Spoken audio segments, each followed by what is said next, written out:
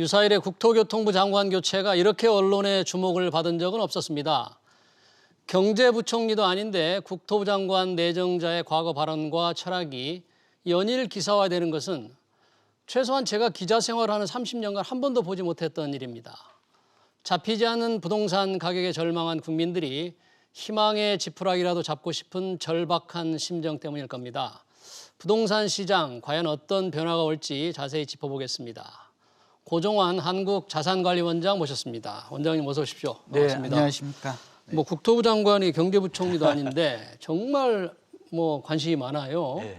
시장의 실제 반응은 어떻습니까? 네, 그러니까 언론의 스포트라이트를 받는다는 것은 이제 그만큼 부동산 문제가 핫 이슈다, 뜨겁다, 국민의 이제 관심사다라는 점을 알 수가 있겠고요. 예. 또 이제 김현무 장관이 너무 국민들로부터 이제 좋은 그런 얘기를 듣지 못했잖아요. 네. 뭐 그런 기대감도 좀 반영이 된 거다라고 보여지는데 저는 어쨌든 이 변창흠 예. 이제 LH 지금 사장, LH 제가 사장. 이제 LH공사 자문위원을 지금도 하고 있거든요. 아, 그렇군요. 그래서 이제 네. 가끔 소통도 하고 회의도 네. 가서 이렇게 그 사장 부사장의 임원들하고 네. 이제 하는 그런 입장에서 보면 저는 어느 정도는 좀 기대감을 가질 수 있다. 그러니까 시장의 반응은 네, 기대 반 우려 반인 것 같아요. 네. 우선.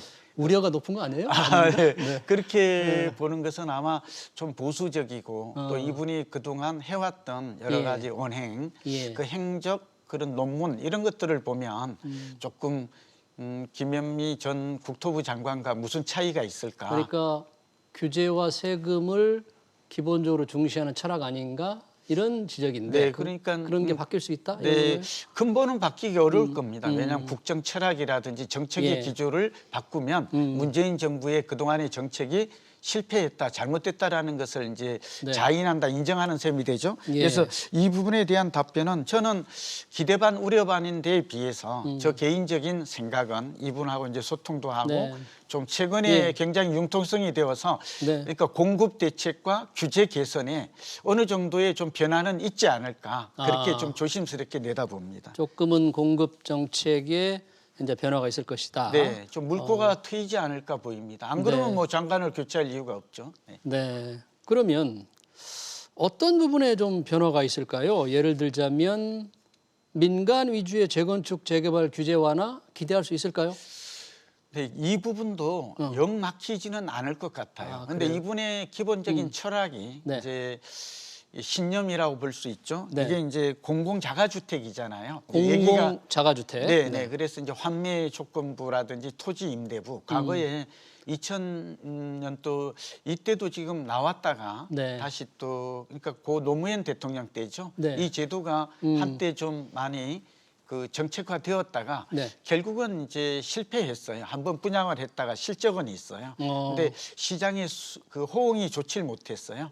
그러니까 이제 그 경기도 군포시에 군포 예, 위치가 부곡지구 안 좋았나요? 예, 아니면 입지도 제도가 잘못된 예, 건가요? 그러니까 두 가지 다였어요. 아, 그렇습니까? 하나는 입지도 그렇게 인기 지역이 아니었고 네. 두 번째는 이 제도가 그동안 좀 생소했던 데다가 아무래도 이제 그 분양가는 저렴한데 네. 이 이제 팔았을 때 차익이죠. 우리가 말하는 차익의 대부분을 국가가 환수한다 이렇게 되어 있었거든요. 이게 국민 정서 말하자면 네. 주택은 두 가지 기능을 갖죠. 주거 기능과 자산 기능인데 이 두 가지의 완전한 조건에 충족을 못하다 보니까 선호도가 떨어졌어요. 그래서 이때 미분양이 발생한 거예요. 그러니까 개발 이익을 민간이 갖는 것보다는 네. 공공이 회수한다는 그런 원칙에 입각해서 한 거군요. 네, 이분의 대철학이 뭐냐 그러면 주택의 공급을 공공이 주체가 되어서 공급을 하고 그 대신 주거비 부담을 줄인다는 거예요. 저렴하게 하되 그러니까 토지라든지 분양가를 확 낮추어서 분양을 하되 그 대신 팔았을 때는 환매 조건부라는 것은 반반씩 나누는 거예요. 네. 예를 들면 2억에 분양을 받았다가 5억이 됐다 3억이 남잖아요. 네. 그러면 절반씩 팔았을 때 소유자와 국가가 나누자는 거예요. 아, 소유자는 일정 분만 가져가고 나머지는 공공에서 회수하겠다. 네, 절반 이상을. 그다음에 토지 임대부는 땅은 국가가 가지는 거니까 매달 이 토지에 대한 임대료는 따로 지불을 해야 돼요. 땅을 분양가가 사용하는- 저렴한 반면에 건축만 소유하죠. 네. 그러니까 국민들 입장에서 볼 때는 반쪽이잖아요. 네. 우리나라 사람들은 완전한 소유권을 좋아하는데 이게 맞질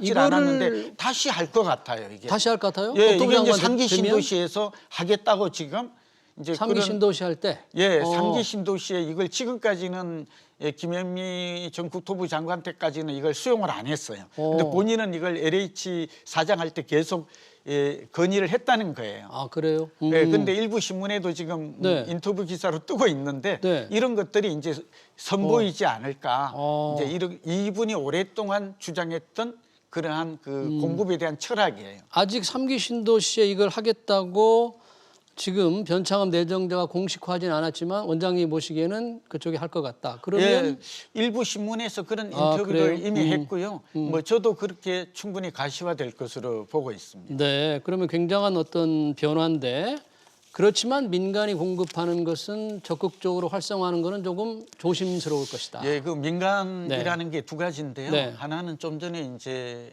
고영씨께서 질문하신 대로 네. 그 재건축 재개발이 첨예의 관심사잖아요. 그렇죠. 저희 전문가들은 서울에 이제 공급할 수 있는 택지가 없으니까 고갈되었으니까 재건축 재개발 외에 공급원이 따로 없다. 네. 이렇게 얘기를 하고 있잖아요. 근데 이 부분은 약간의 그 변화 내지는 좀 물꼬가 트일 수 있는 여지는 있다고 저는 봐요. 아, 시간 그래요? 때문에 길게 못하지만 네. 그러나 근본적인 변화를 가져오기는 어려워요. 왜냐하면 지금까지 이 부분 이게 만약 재건축 재개발을 풀어준다면 일시적으로 투기 수요가 몰려서 집값이 오를 것이고 네. 결국 그 집값이 오르면 고분양가로 연결이 되고 아. 이런 것들이 주변의 집값을 자극할 것이다. 이런 논리로 현재 정부도 그렇고 진보적인 학자들이 그렇게 주장해 왔거든요. 이 정부의 부동산 핵심 철학이 그거죠. 네. 네. 그런데 이 부분도 조금은 좀 변화가 올 여지는 있다. 말하자면 공공 재건축을 통해서 환수 제도가 지금 마련됐잖아요. 기부 체납이라든지 이 부분만 좀 조정을 한다면 저는 재건축 재개발도 지금부터는 꽉 특히 재건축 꽉 틀어막는 제도에서는 다소 좀 숨통이 트이지 않을까, 네. 좀 융통성이 있지 않을까 조심스럽게 내다봅니다. 네, 변창흠 국토장관 내정자 얘기를 좀 더 했으면 좋겠지만 뭐 이 시청자들이 또 내년 시세에 대해서 워낙 관심이 많으니까 네. 지금 물러나가는 김현미 장관은 내년 봄이면 전세 시장이 좀 안정될 것이다 이렇게 얘기를 했는데 원장님 네. 내년 봄 안정될 것 같습니까? 내년 봄이라기보다 2022년으로 대표님 그렇게 저는 이제 기억을 했고 있고 조금 네. 안정될 거라는 말은 하기는 했어요. 네. 그런데 이건 조금 좀 뭐 이렇게 기대지 네. 이게 현실화되기는 어려울 것 같아요. 어려울 것 같다. 지금 제일 가장 문제되는 게 전세 대란이잖아요. 그렇죠. 집값보다도 전세값이 더 많이 오르고 특히 예. 주택임대차 입법 시행 이후에 이런 현상이 나타난 거거든요. 네. 그러니까 전세 매물이 실종이 된 거예요. 매물 잠김 현상으로 인해서 매물 풍기 현상을 보이고 있고 예. 또 이런 것들이 결국은 전세값이 오르는데 내년에 왜 저는 올해보다는 전세난이 더 심화될 것이다. 지금 그래프도 나오고 있지만 그렇게 보는 올해보다 이유가 더 심화될 거로 우려 전망을 하세요? 네, 왜 그렇습니까? 왜 그렇게 보는가 하면 내년에는 이제 우리가 전세의 특징이 있는데 네. 전세는 버블도 없고 투기 그렇죠. 수요도 없다. 그리고 전세는 오직 그 수요 공급에 의해서 시장 임대료가 결정이 되거든요. 네. 그런데 내년만 당장 내다보면 서울 지역만 보면 예. 아파트가 연 한 4만 5천 호 정도가 꾸준히 공급이 돼야 됩니다. 네. 근데 내년에 가면 이 소위 말하면 입주 절벽이 발생을 해서 2만 5천 숫자는 정확하지 않아요. 예. 근데 정부와 민간 통계가 약간 다르긴 한데 네. 내년에 절반 정도로 입주 물량이 줄어든다는 것은 거의 사실인 것 같아요. 예. 이렇게 되면 입주 물량이 줄어들면 가뜩이나 공급이 부족한 네. 상황에서 네. 전세난이 더 심화될 여지가 있고 네. 문제는 전세난이 심화되면 네. 제가 과거에 좀 예측했을 대로 좀 시장은 안정될 거라고 말씀드렸는데 결과적으로는 안 맞았죠. 예. 못 맞힌 건데 내년에 매매 가격도 동시에 오를 가능성이 커졌다. 그런 점에서 좀 우려가 됩니다. 그러니까 내년에 전세 가격은 쉽게 안정되지 않을 것이다. 공급 물량이 입주 물량이 적으니까. 줄어들어서.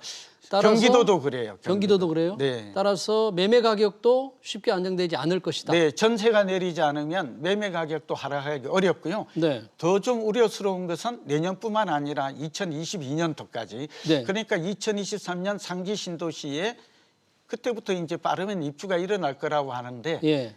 그 이전까지는 다른 공급원이 없어서 물론 이제 뭐 다세대나 빌라나 다가구를 좀 정부가 뭐 공급하겠다고는 공급을 많이 했죠. 하겠다고 했는데. 그러나 이런 걸 가지고 지금은 아파트 전세, 아파트 선호도가 너무 강해요. 왜냐하면 이제 소득도 3만 불이 넘었고 특히 젊은이들도 요즘은 주거의 질을 중시하거든요. 예. 그런 면에 본다면 아파트 전세, 아파트 매매 가격 상승은 제가 볼 때는 내년뿐만 아니라 2020년까지 좀 지속될 가능성이 있을 것으로 보고 있습니다.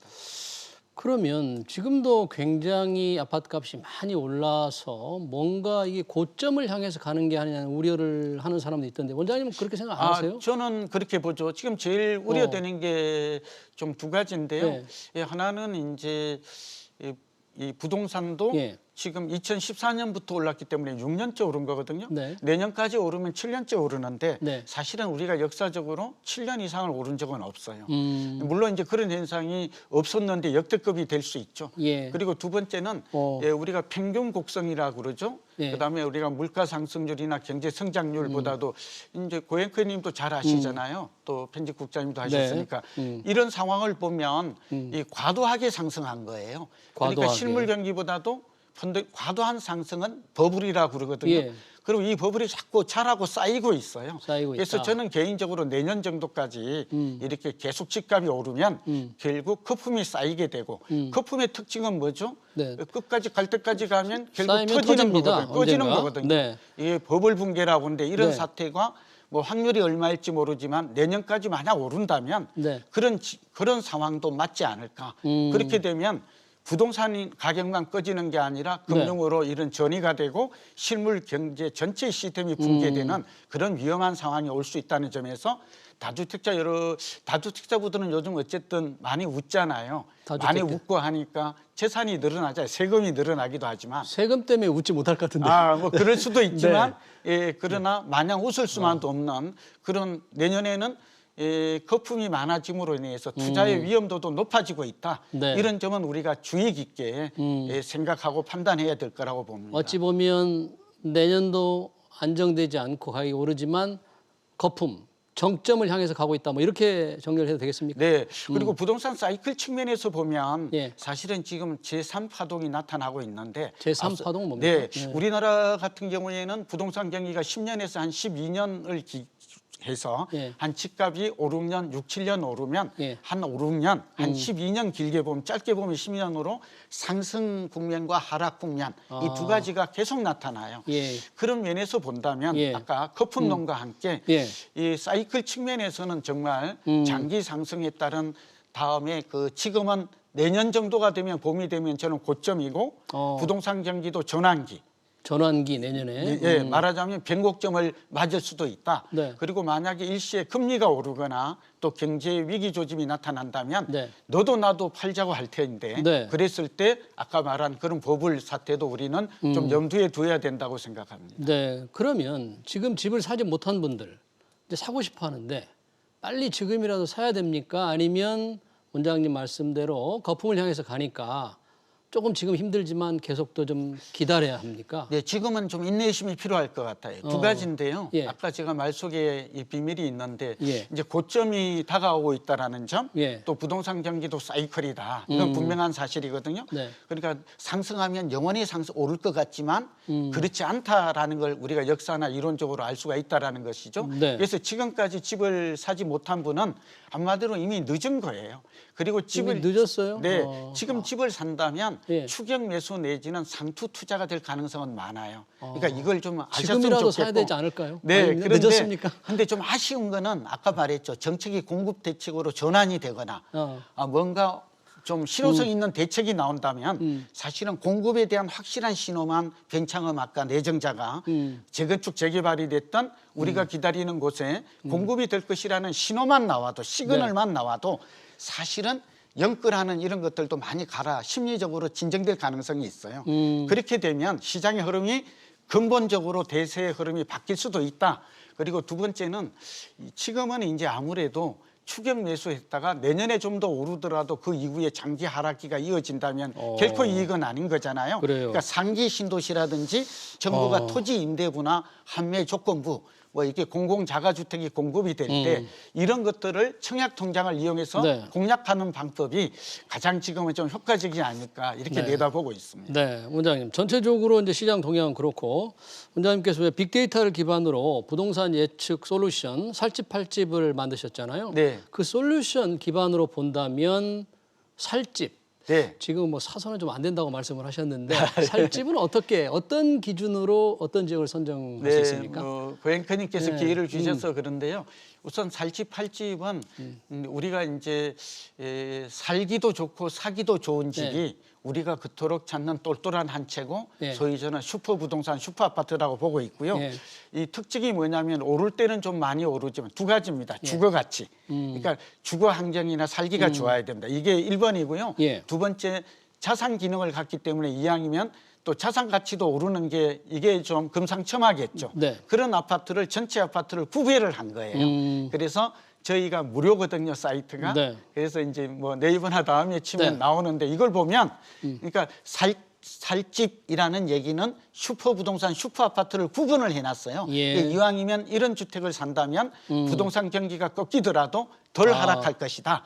주거 환경도 좋고 오를 때는 더 오르고 네. 내릴 때는 그 대신 슈퍼 아파트의 반대말이 좀비 아파트인데 그렇군요. 좀비는 살기도 좀 불편하고 또 네. 투자 가치나 자산 가치도 높지 못하는 점에서 알겠습니다. 좀 활용하시면 도움이 될 것 알겠습니다. 같습니다. 내 집 마련할 때 활용하시거나 네. 뭘 고를 때 ABC 중에 고를 때 무료니까 좀 활용하시면 큰 도움이 되지 않을까 봅니다. 짧게 원장님 마지막으로 삼기 신도시 전망 어떻게 하십니까? 네, 저는 지금 젊은 층이나 은퇴층 저처럼 이런 네. 사람들에게는 정말 절호의 엘도라도의 땅이 될 것이다. 아, 그래요? 기회가 될 것이다 보는데 분양가도 한 70-80% 내로 줬고 공급 물량도 30만 호로 워낙 많아요. 네. 그리고 이제 사전 청약이 내년부터 이루어지거든요. 네. 저는 4기 신도시가 나올지 모르지만 마지막 신도시이고 네. 교통 대책과 또 자족 기능을 갖추었다는 점에서 이 3기 신도시는 놓치지 말고 꼭 공략하시고 내 집 마련의 기회를 삼았으면 좋겠습니다. 알겠습니다. 네, 시간 관계상 여기까지 듣겠습니다. 지금까지 고정환 한국자산관리연구원장이었습니다. 고맙습니다. 감사합니다. 네.